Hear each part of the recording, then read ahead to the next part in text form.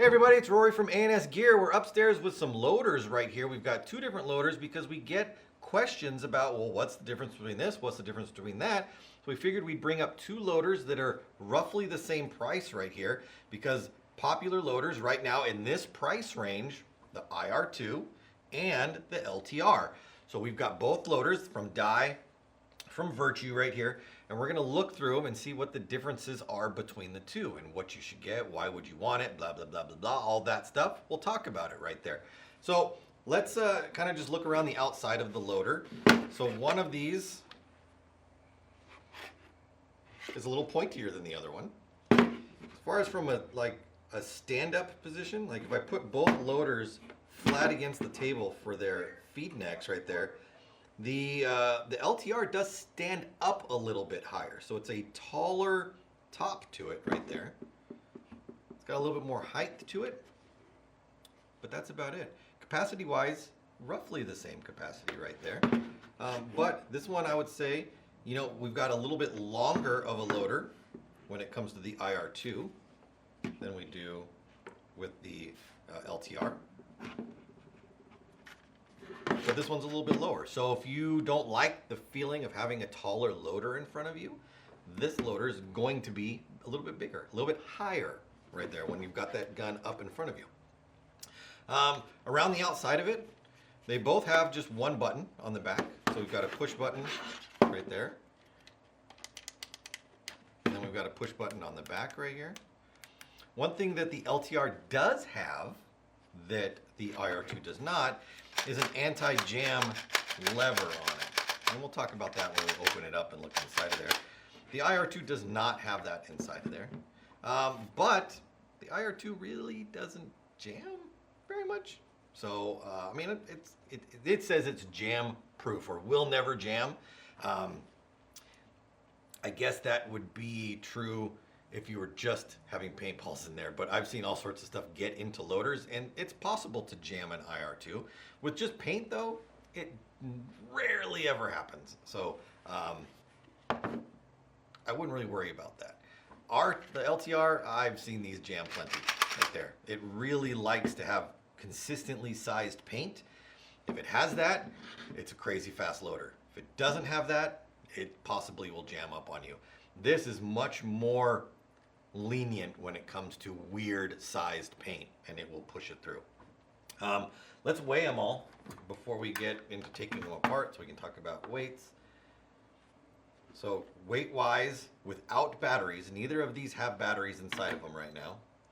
We're at 14.4 ounces for the IR2, and then the LTR is 1 pound 3.4 ounces. So what did I say, this was 14.4?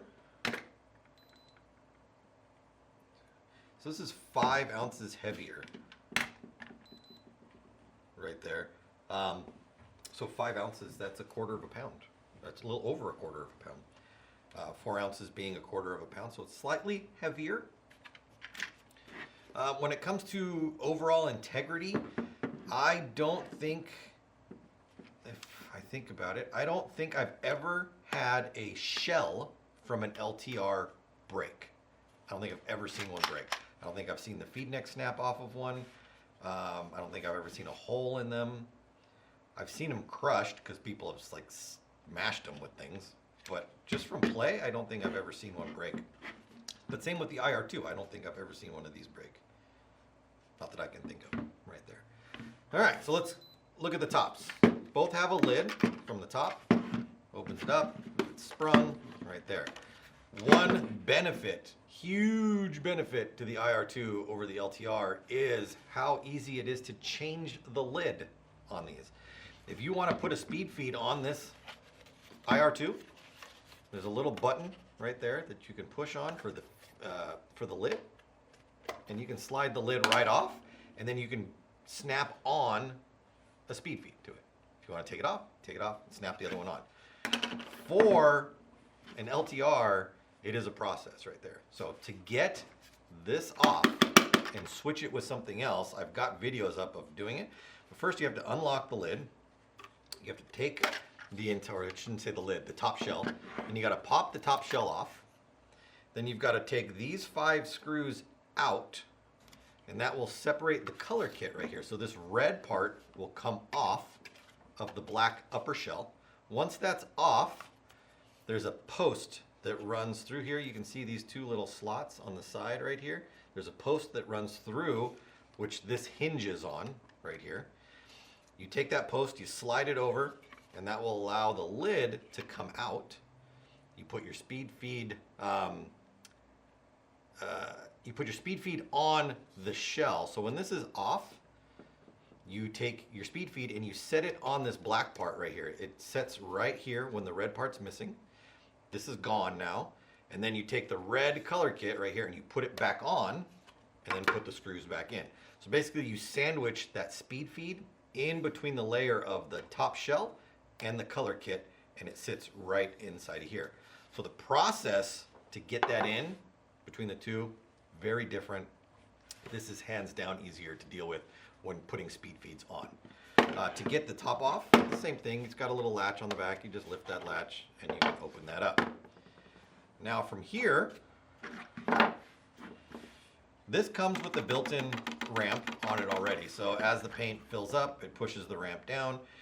Once you are shooting or playing and it's feeding balls, this ramp will automatically lift because of the spring that's inside there and keep the paint running into the loader.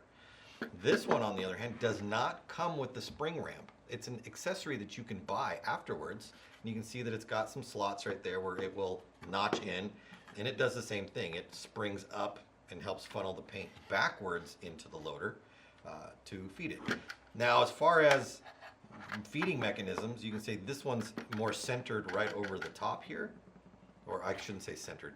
The feeding mechanism is centered right over the feed neck or the port right there. The paint comes right through there and it pushes right down through there, so your weight of paint is more towards the back of this loader. This one spins like this and it pushes the paint forward and down through here. So your paint, I would say, is overall more centered. I don't know if you think of it that way. But the way it feeds, it pushes straight down through here, pushes forward through here. It does that. Now this, speed-wise, the LTR is going to be probably the fastest loader out there.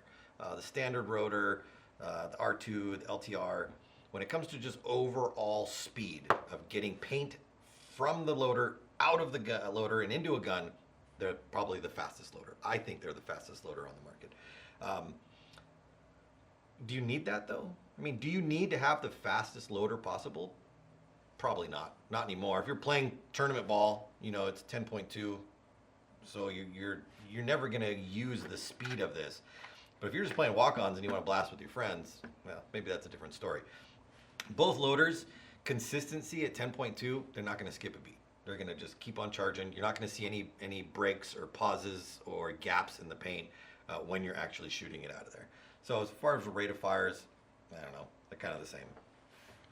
Potential rate of fires, very different right there. To get them out, to get the trays out, this one has a little lever in the back.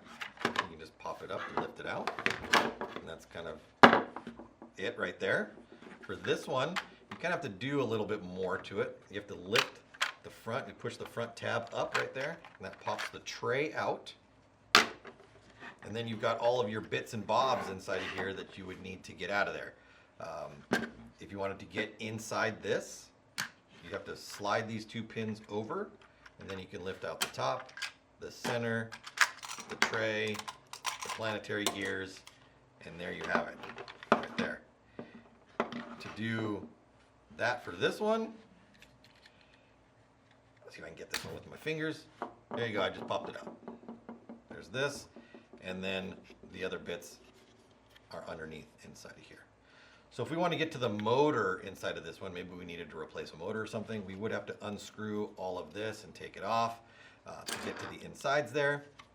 But if we would just want to clean our drive cone out, maybe we broke a ball in there, we threw a ball in there that was dirty, whatever it got dirty, it's that easy. You just basically grab it and pull it right out. This one takes a little bit more work. Batteries for all of them are right here. So on the rotor, we can take this one and put our 3 AA's inside there. We've got 3 AA's we're going to throw inside. 1 potato. 2 and 3. Ooh, buttons on. And then for this one, it's on the underside right here.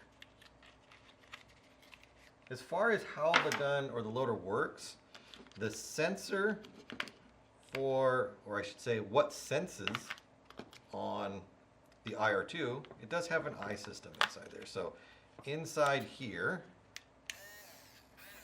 there's a sensor in, right, which is monitoring a bunch of different things. It's monitoring the ball stack, but it's also monitoring the gaps between the balls, and so it's looking for when it needs to feed and when it doesn't need to feed. The rotor is really just working on pressure inside there. When the balls are going in and they stack up inside there when the gun's not shooting and the drive mechanism feels the pressure, the back pressure from the paint, it'll stop. And so with a rotor, if you stick your finger up there and kind of put pressure on the drive assembly, you're putting your finger up into this spot and kind of push on it like the ball stack would, that's when it slows down and stops right there. This one, it has a visual sensor that is checking and monitoring it and knowing when to spin and when not to spin right there.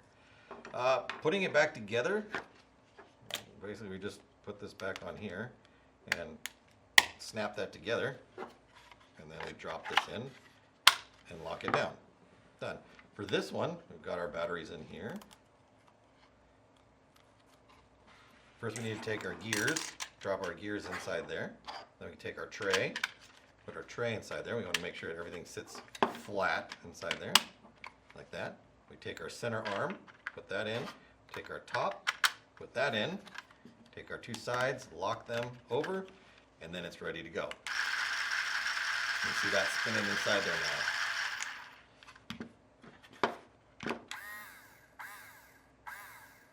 Now it's pulsing right now because it's looking for paint. If I put my finger in there, it's going to see my finger and it stops because it sees something blocking it. It thinks there's a paintball in there. But you can see it spins faster if I move my finger through there like that than it spins if I just keep my finger out. Because as it's reading my finger going up and down through there, it's thinking those are paintballs that are coming through, and it's going to spin quicker to try to keep up with that. This, we talked about that. You can see that normally it spins this direction. I'm talking about the red arm that's inside there. When I pull the thing, it goes backwards. So if there was a jam, this arm, you can pull this arm and clear that jam out, pop those balls up out of there, and hopefully get it to clear itself out. Typically, the balls jam in between these little slots right here, if it does jam, and it'll kind of catch, and then the thing won't spin. And sometimes when you pull the arm, because it's caught up top, the arm doesn't clear it out.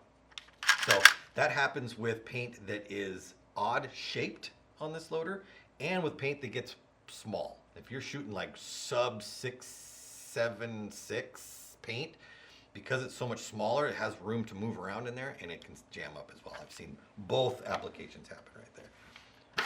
All right, so let's put our tops back on. And then really what it comes down to is just the paint in general. Let's load some paint through these things. Putting them together, taking them apart, not hard. You know, you can put them together in a couple seconds right there. But really what it comes down to is speed. So I'm going to fill both of these up.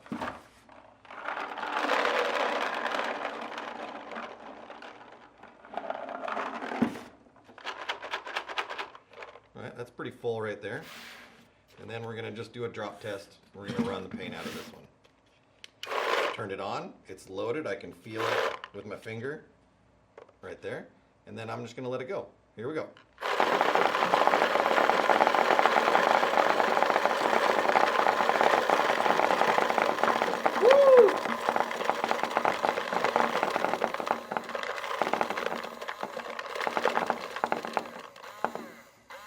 Alright, so there we go on that one. It's quick, but it's not crazy. Let's do this one.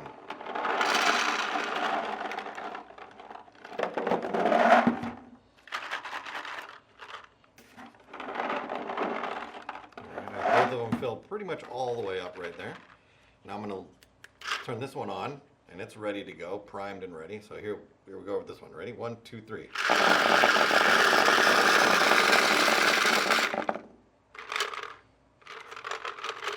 Now this paint is small, and we were talking about a jam, right? Let's see if we can see it. Because it jammed.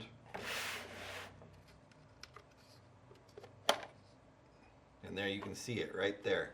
So the ball has jammed up on the top, in between the two fins right there. And if I try to clear it, it did. It cleared it out, and it went through there. But again, small paint. This paint is small right here as far as size goes. And it's possible to get a jam right there. Do one more, where we can get a run through right here. But do you need that speed? Are you going to sacrifice speed for something that is going to run consistent? That's up to you. Here we go.